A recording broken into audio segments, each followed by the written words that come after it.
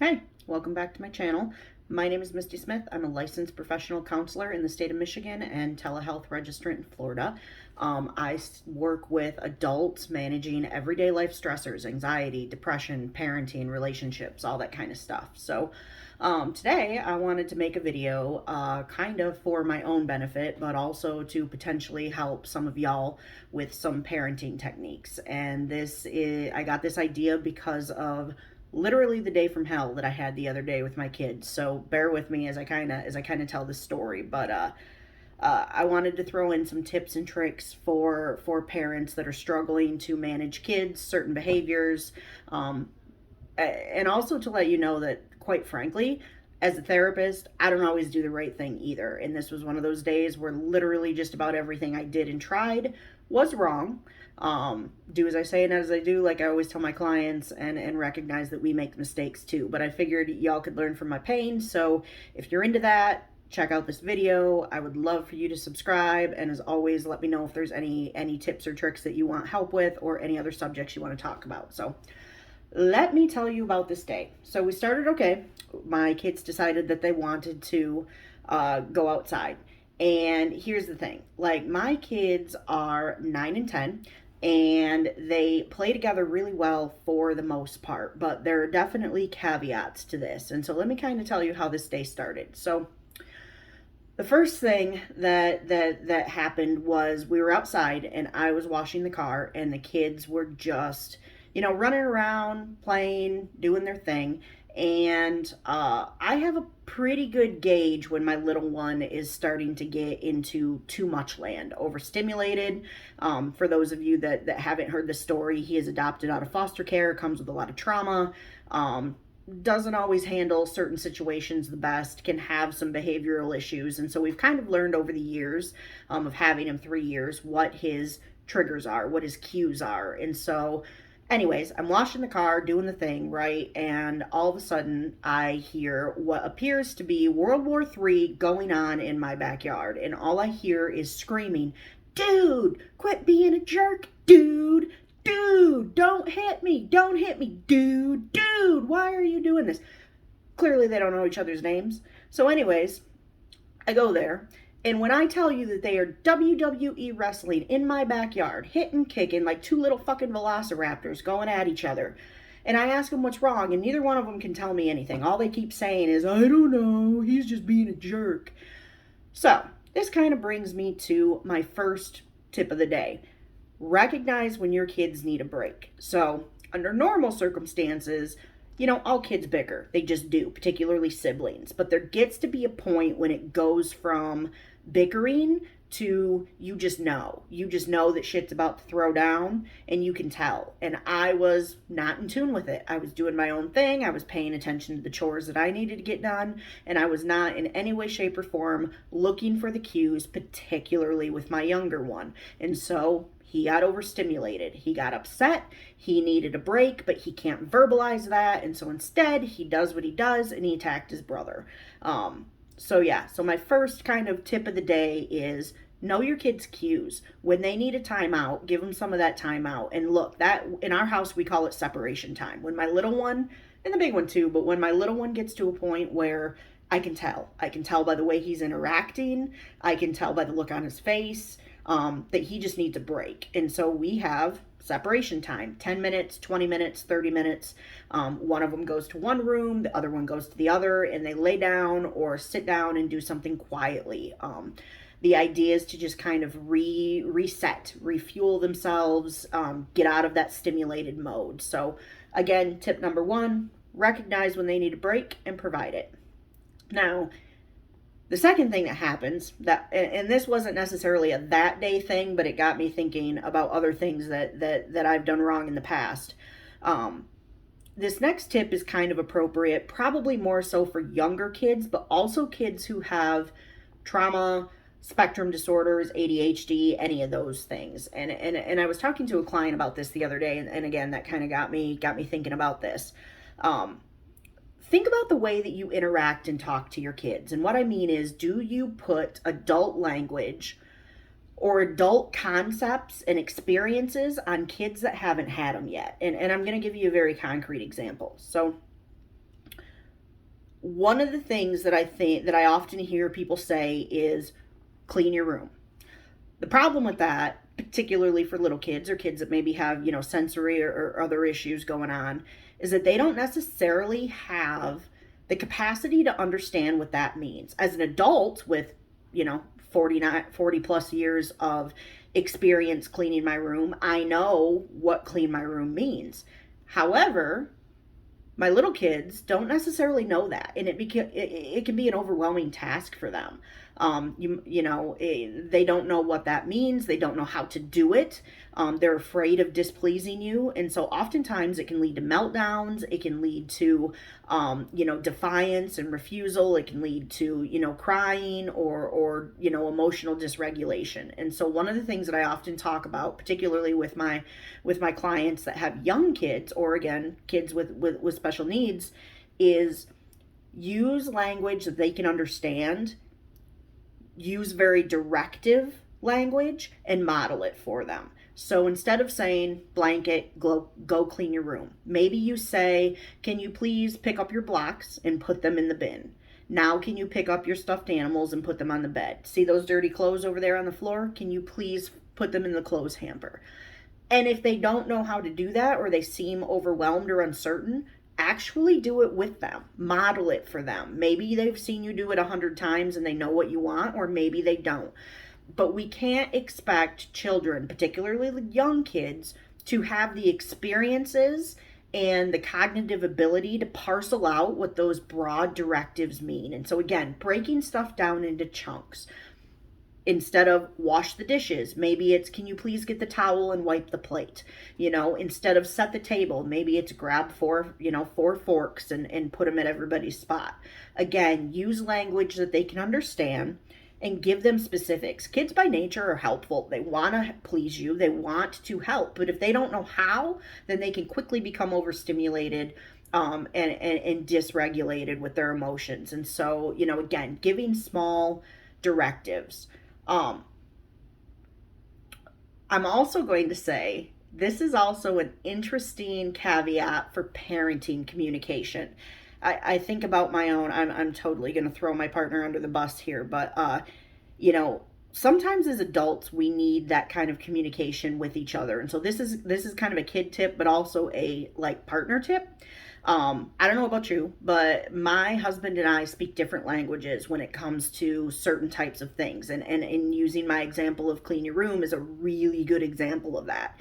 I grew up, look, not to be, sexist or whatever, but I grew up with my dad, and my dad was not a clean freak by any mean. And he basically get the shit off the floor was his idea of clean your room. As long as I can walk through it, that's all I care about. And so I've kind of, I'm not messy by no means, but I definitely can be cluttery. My husband, on the other hand, grew up in a home, very loving, very, very caring, but definitely we want our house to look like a museum type of home. What clean your room means scrub the floors and, sweep and mop and get all the stuff out and dust and, all of the things. And so what I've noticed over the years is that not only do I have to give my kids directives of what they need to do, but I also have to be very specific when I tell my husband what my expectations for those kids were. And so here, again, if he comes home and I say, I told the kids to clean their room, and he goes upstairs, and guess what? There's still stuffed animals. The beds aren't made. He's raring and tearing like a Tyrannosaurus Rex on crack, But if I tell him, I told the kids to pick up their Legos, now he knows what expectation was set. So if he goes upstairs, beds aren't made, whatever the case may be, he's not upset because they did what the expectation was. So again, this is kind of a parenting tip for each other. Be specific in your language with your partner too, and recognize if there is, barriers there in terms of your expectations of each other. So anyway, this leads me to other chores. Now, I don't know about you, but I have raised two of the best little defiant shits when it comes to bedtime, nighttime routine. These kids want nothing to do with most activities until it is bedtime, and then suddenly they are singing and dancing and want to show me all of their Lego creations and want to read me 12 books and want me to watch this video and do all of the things, right? So this kind of brings me to the point of choices. Oftentimes, I mean, bedtime's hard. Let's just call a spade a spade. Most kids are not enthused to go to bed, but getting them into a routine can be really, really appropriate, and we've all heard that, right? Like, have the routine. But I'm also going to say, provide your kids options. And this isn't just bedtime, but I'm using it in this specific context because of what happened to me that day. Allow your kids to make choices that are still accomplishing the goals, but giving them some autonomy.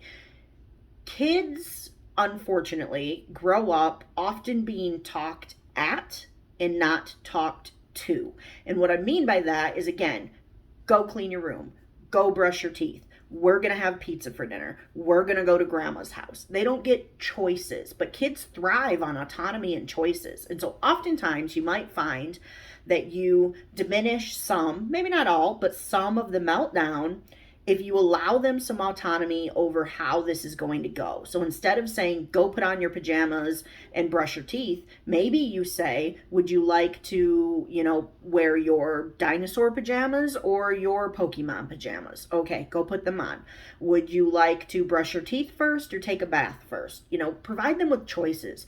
If they feel like they are making some choices and have some control over their own lives, then they tend to be a little bit more agreeable and have less tantrums and stuff. And obviously this works across the board. Like, I'm talking about bedtime because that was the nightmare of my day. But this is good across the board. What I'm also going to say about that is I definitely want to foster an environment of choice and autonomy with your kids, but also recognize that giving too many choices and too many options can be detrimental to them too. And again, I was having this conversation the other day. Sometimes I come across, and I'm guilty of this myself as a therapist. I know the benefit of autonomy. I know the benefit of being able to make your own decisions and all of these things. And so I throw all of this at my kids. But I'm also going to say this. Sometimes kids just aren't wired that way, or they have barriers that make that difficult. So again, I'm going to use my own example. I always tell the story, and clients that have kids, particularly with any type of like sensory issues or whatever, really relate to it. When we first got our youngest, we got him the day before Thanksgiving. That's a whole story, but we got him the day before Thanksgiving. And I don't know about y'all, but I'm a Black Friday queen. Like, I will fuck up some Black Friday shopping. Give me the little old ladies that are fighting over shopping carts and socks. Like, I am in it. So we're at the store at, 4 in the morning or whatever the case may be. And I've got the kids, and we've only had him for a couple of days at this point, literally. And Walmart and their like $5 kid pajama thing that they do every year, right? Like, they have the $5 bin of pajamas, and the kids, go crazy. So I told them, I said, you can pick out 2 pairs of pajamas each. I don't care what ones you want. Make sure, Garrett, you're in this size. Jesse, you're in that size. Go pick out your pajamas. So we get over there, and Garrett's my biological. Garrett grabs two pairs of pajamas, and I can see on Jesse's face that he's just not certain. He's not sure about any of this. And so he starts having a meltdown tantrum, and it like screaming and hitting and kicking and doing all of the things. And I have no clue what is going on. And then he's like, why does he get 2? He's like, I don't like any of these. And I'm like, okay, if you don't like any of them, if there aren't 2 that you want, then that's fine. And he's like, but he gets 2. And I'm like, well, he gets 2 because there's 2 that he likes. If there's 2 that you like, you can go and get 2. I'll be happy to let you pick out 2, but I don't like 2. And so we go back to the pajamas, and he's staring and he's staring and he's staring and he's crying, and he's just, meltdown city.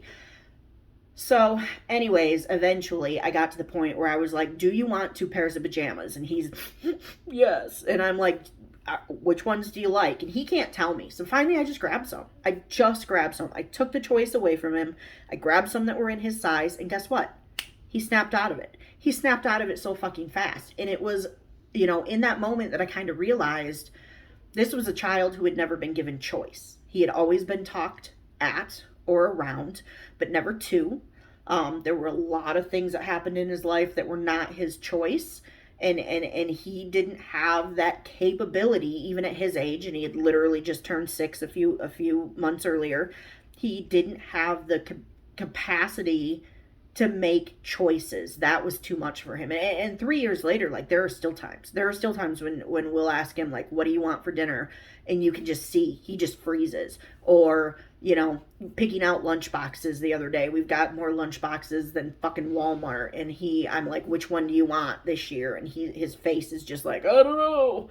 So, anyways, I tell you that story to say, giving choices is important, and when your kids can handle it and when it's appropriate, you should always provide options and allow them that autonomy. But the caveat to that is recognizing when it's too much, recognizing when they just need you to do it, because at the end of the day, they're kids. And I don't care if it's picking out their pajamas, or, you know, putting away their clothes before they pick up their blocks, or if it's what they're going to have for lunch, or any of that. Those are hard decisions for that age range. And so, again, recognizing and being mindful of what they're capable of and providing the autonomy that is appropriate for your child. So those are some of the parenting tips that I talk a lot about with my clients. And those are probably kind of the top three: taking a break, recognizing when they need a break, providing choices and autonomy within reason, all of those things. There are a lot of other parenting tips that I could give you, and honestly, some of them vary from situation to situation. I think it's important to allow kids to, communicate with each other and have their little tiffs, because that's how they learn conflict resolution. So if you find that you're constantly interfering between your kids bickering, I would argue that, keep them safe, don't let them kill each other, but if they're arguing, allow them to sort it out. Another parenting tip, and this is again kind of a parenting tip: recognize what you're modeling for your kids. When they're fighting and bickering, they learn their conflict resolution style from watching you.